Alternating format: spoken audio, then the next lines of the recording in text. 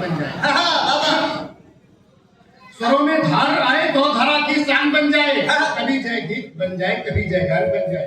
स्वरों में धार आए तो धरा की शान बन जाए, कभी जय गीत बन जाए, कभी जय गान बन जाए। हमारी कल्पना की तूलिका से रंग जम निकले, हमारी कल्पना की तूलिका से रंग जम निकले, धराम भर के बीचों बीच हिंदुस्तान बन जाए।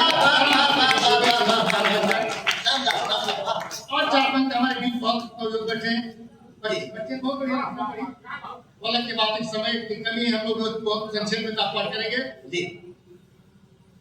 चार पंक्तियां नवयुवकों के लिए मैं पढ़ता हूँ, प्रार्थना करता हूँ प्रभु से कि उठे जो भाव इस दिल में सवर कर छंद हो जाए। हे प्रभु, उठे जो भाव इस दिल में सवर कर छंद हो जाए, लगे करने कली मामा प्रबल मकरंद हो जाए। करोड़ों करोड़ों करोड़ों देवताओं से विनय है देश की खातिर, करोड़ों देवताओं से विनय है देश की खातिर, कृपा कर दो कि हर बच्चा विवेकानंद हो जाए, हर बच्चा विवेकानंद हो जाए। और विवेकानंद शरीफ के हाथों में अगर देश पहुंचे, और प्रकारांतर से कहता हूं, विवेकानंद का बचपन का नाम क्या था? नरेंद्र।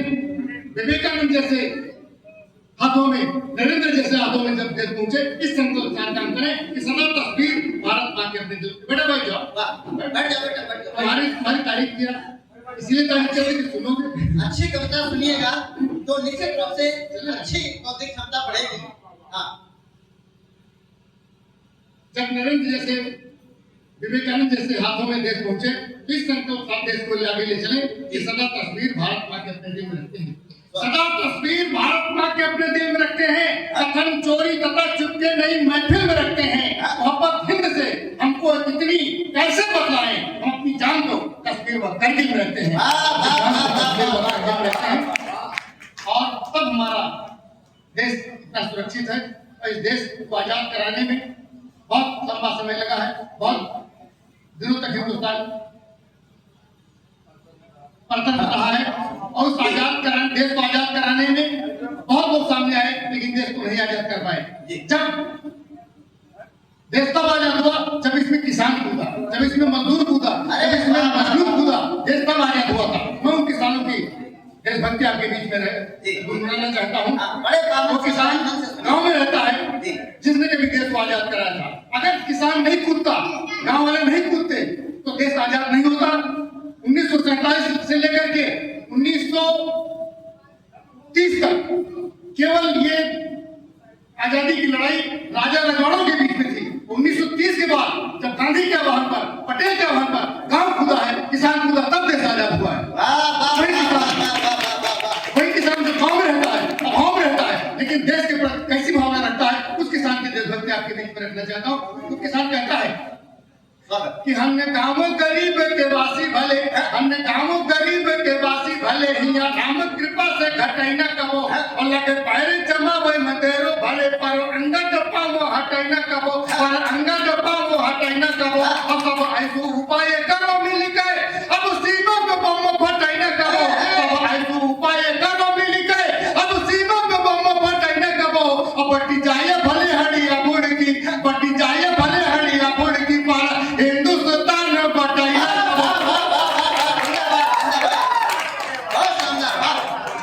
हमारे गांव का किसान देश का घर का बंटवारा बर्दाश्त कर सकता है, परिवार का बंटवारा बर्दाश्त कर सकता है, खेत का बंटवारा बर्दाश्त करता है, लेकिन देश का बंटवारा फिर से हो उसे बर्दाश्त नहीं है। तब वो कहता है जब ले हर हाथ महैया मरे, हिया कोई न भूखा बनंगा मिली, और मजबूतु कुदारी है जब ले हर खेतु में पावनी गंगा मिली, हर खेतु में पावनी गंगा मिली। और बलिदान बका गबे आओ बताओ, झगड़ा न फसाद न दंगा मिली, बलिदान बका गबे आओ बताओ, झगड़ा न फसाद न दंगा मिली। और यही वर्ग आंख उठी जी गए, भाई छाती पे गड़ा तिरंगा,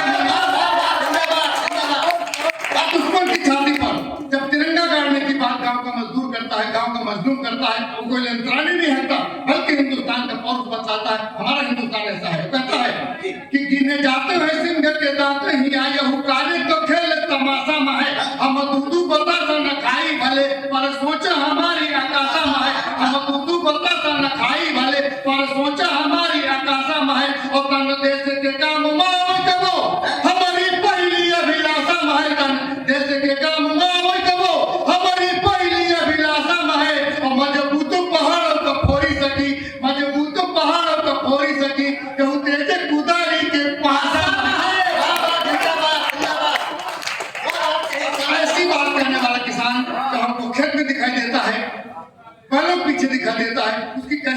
हमारे हृदय में बनती है। अगर मेरी कविता के माध्यम से उस किसान के बारे में आपका भी सम्मान बढ़ जाए। अंतिम इस श्रृंखला का छंद पढ़ता हूँ। इन अवधि के छंदों का चयन मैंने बहुत दिन बाद आपके बीच में करने की कोशिश किया। ये बंशीधर शुक्ल की धरती है, ये अवधि के गायक भानु सरल की धरती है। मैं उनकी धरती पर काम पाठ कर रहा हूँ जिनके साथ हमने कविता सीखी है। तब मैं अंतिम छंद इस श्रृंखला पढ़ता हूँ। तो एक छोटी सी रचना आपके बीच में रखूंगा। वो किसान जब बैलों पीछे होता है, खेत में होता है, मुझे कैसा लगता है कि धुरियाने जवान ने किसानों हमें, कि धुरियाने जवान ने किसानों हमें तप योग के पंथ का राही लगे, कि धुरियाने जवान ने किसानों हमें तप योग के पंथ का राही लगे।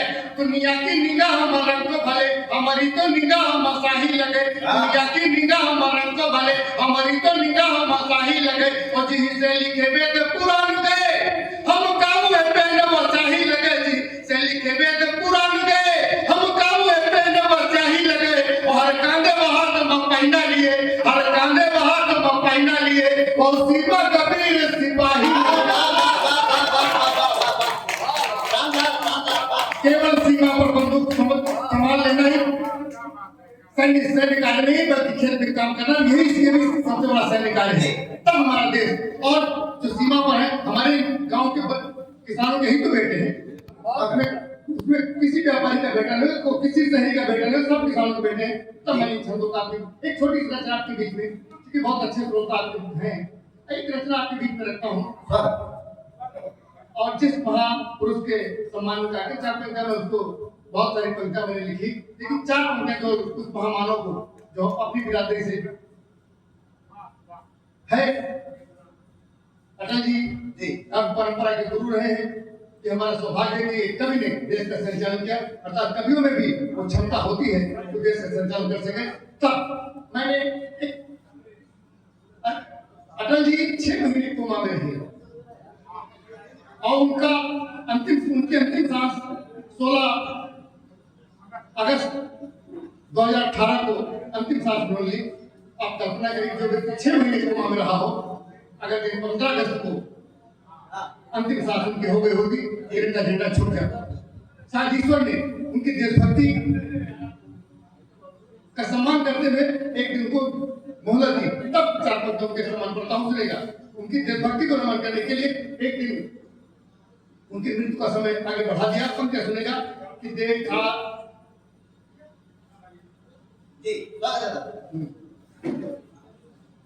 संघर्ष की पिपासा छुपने नहीं दिया, संघर्ष की पिपासा छुपने नहीं दिया, गाड़ी विकास की भी रुकने नहीं दिया। संघर्ष की पिपासा छुपने नहीं दिया, गाड़ी विकास की भी रुकने नहीं दिया। इच्छा मरण से रोका यम को भी एक दिन, इच्छा मरण से रोका यम को भी एक दिन। ऊंचा तिरंगा अपना झुकने नहीं दिया, ऊंचा तिरंगा अपना झुकने नहीं दिया, ऊंचा तिरंगा। ऐसे राष्ट्रवादी व्यक्तित्व की स्मृति में कार्यक्रम है, उसी समर्पित कार्यक्रम है। तब मैं एक रचना छोटी सी उसी ऐसे ही केवल के राष्ट्रवादी व्यक्तित्व को समर्पित करता हूँ। हम सब जानते हैं देश 1947 में आजाद होता है, लेकिन एक ऐसा राष्ट्रवादी व्यक्तित्व अपने स्वतंत्रता संग्राम से जुड़ता है जिसने ये कल्पना नहीं बल्कि ये उसने सटीक अनुमान लगाया। और उसका अनुमान सटीक माने अनुमान ही अनुमान नहीं था, बल्कि इतना सटीक अनुमान था कि देश 1943 में आजाद कराया जा सकता था। और देश आजाद कराने के उसने प्रयास भी किया। और कहाँ तिरंगा झंडा फहरा दिया था, केवल दिल्ली पहुंचने की देरी थी, अन्यथा देश 1943 में आजाद होता। क्यों जम करके सहयोग पूरे हिंदुस्तान का नहीं मिला जी।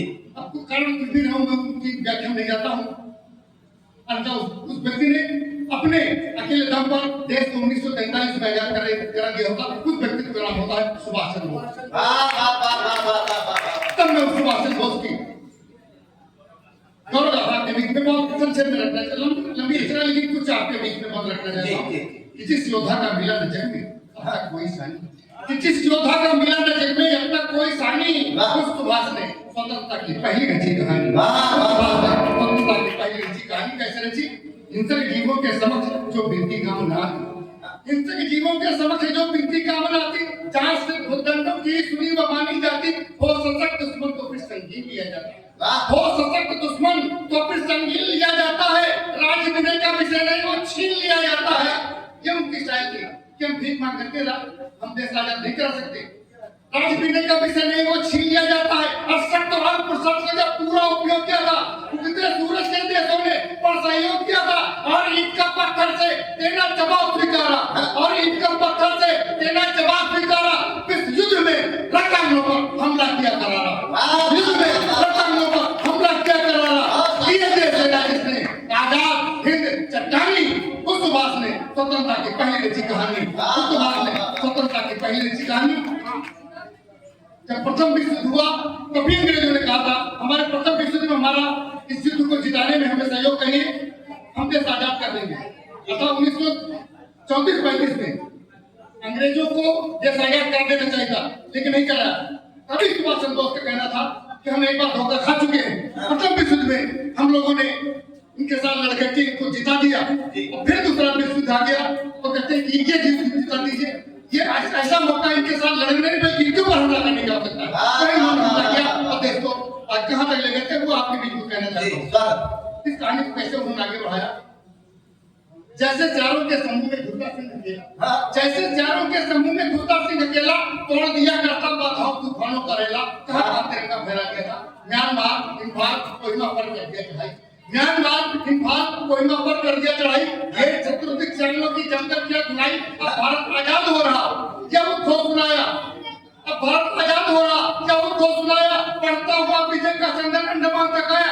31 अक्टूबर 43 को जब नील लगाम सरकारी, 31 अक्टूबर 43 को जब नील लगाम सरकारी, तब लंदन को लगा कि भारत हुआ पर भारी। तब लंदन को लगा कि भारत हुआ पर भारी।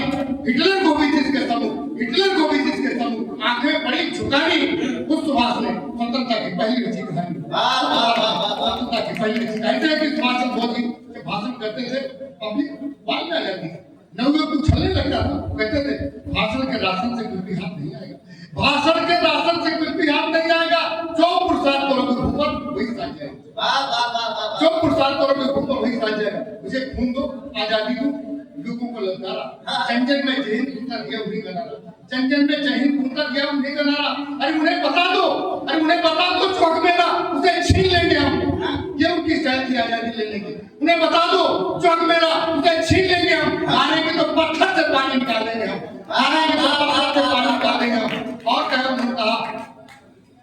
तू उन पर जड़ो तमाचा तुमको समझ रहे जो कहते थे हिंदुस्तान सांपों सपेरों का देश, ये शासन नहीं कर सकते इसलिए हम यहाँ शासन कर रहे हैं। अरे ऊपर जड़ो तमाचा तुमको समझ रहे जो रद्दी, आगे बढ़ो जवानों छीनो अब दिल्ली की गद्दी, आगे बढ़ो जवानों छीनो अब दिल्ली की गद्दी। संघर्षों के नाम लिखा था जिसने पूर्ण जवानी, उस सुभाष ने स्वतंत्रता की पहली कहानी, उस सुभाष ने पहली कहानी।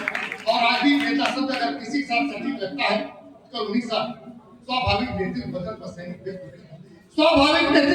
सैनिक व्यक्त करता। गांधी गिरी के शिखरों का जो एवरेस्ट सीखा था, बाएं मदद को निकल पड़े तो ब्रिटिश घबराया। कैसे हटे मार से कंटक मीटिंग पर आया। तभी एकात्तर देशों ने तब बढ़कर क्या समर्थन, तभी एकात्तर देशों ने तब बढ़कर क्या समर्थन। विजय डेट में पोर्ट ब्लेयर में क्या गगन का चुंबन। आजादी के दीवाने जब लौ सतीश अड़ जाते, आजादी के दीवाने जब लौ सतीश अड़ जाते तो दीवारी का बड़े बड़े पर्वत भी सिर झुकाते, तो दीवारी का बड़े बड़े पर्वत भी सिर झुकाते। उमड़ उमड़ कर बंग सिंधु का ज्वार हुआ तूफानी, तब सुभाष ने स्वतंत्रता की पहली रची कहानी, रचना का अंतिम बंदा करता हूँ जिसके लिए मैंने पूरी रचना लिखी। क्या उनका त्याग का क्या बलिदान था कि जलियांवाला बाग कांड का कैसा असर हुआ। जलियांवाला बाग कांड का ऐसा असर हुआ था, जलियांवाला बाग कांड का ऐसा असर हुआ था। सम्मुख आई डीएम कुर्सी फिर भी नहीं छुआ, सम्मुख आई डीएम कुर्सी फिर भी नहीं छुआ था। और उनके साथ हुआ क्या, जैसे कोई तारा टूटे और कहीं खो जाए। आप भी नहीं पता सुभाष चंद्र बोस कहाँ है। जैसे कोई तारा टूटे और कहीं खो जाए, सारी दुनिया रहे ढूंढती लेकिन ढूंढ न पाए। और सबसे पहले फहराया किसने उनको तिरंगा। अगली पंक्ति में एक अपील रखना चाहता हूँ और लगे कि आज के संदर्भ में अपील ये जायज है, इतने वर्षों के बाद ये अपील जायज है, इस पर कार्रवाई होनी चाहिए। और सबसे पहले फहराया जिसने उन्मुक्त तिरंगा, सबसे पहले फहराया जिसने उन्मुक्त तिरंगा, अभी हस्तियां ऊंच न पाई उसकी पावन गंगा, अभी हस्तियां ऊंच न पाई उसकी पावन गंगा। क्या सुभाष चंद्र बोस की हस्तियां जो जापान के रेंकोजी मंदिर में है, क्या उन्हें भारत में मंगाया जाना चाहिए? 78 वर्ष हो गए आजादी के, उनकी अस्थियों को ससम्मान मंगाया जाए, ये मेरी अपील है। और उनका विसर्जन न केवल स्त्रियों पर, न केवल महासागरों में, बल्कि गाँव में अमृत सरोवर बनाए गए, उनका विसर्जन कीजिए, मेरी अपील है। इसलिए मैंने पूरे लिखी कि सबसे पहले फहराया जिसने उन्मुक्त तिरंगा, अभी हत्या पहुंच पाई उसकी पावन गंगा। फिर भी हर भारतवासी के दिल में रहते हैं, फिर भी हर भारतवासी के दिल में रहते हैं। चाहे भारत, चाहे हिंदू ने सिर झुका कहते हैं, अंकित है हर मानस पर जिसकी अभी निशानी है वो सुभाष ने स्वतंत्रता की पहली निशानी, जिस योद्धा का बिना जंग में अब तक कोई निशानी, उस सुभाष ने स्वतंत्रता की पहली निशानी। जय हिंद, जय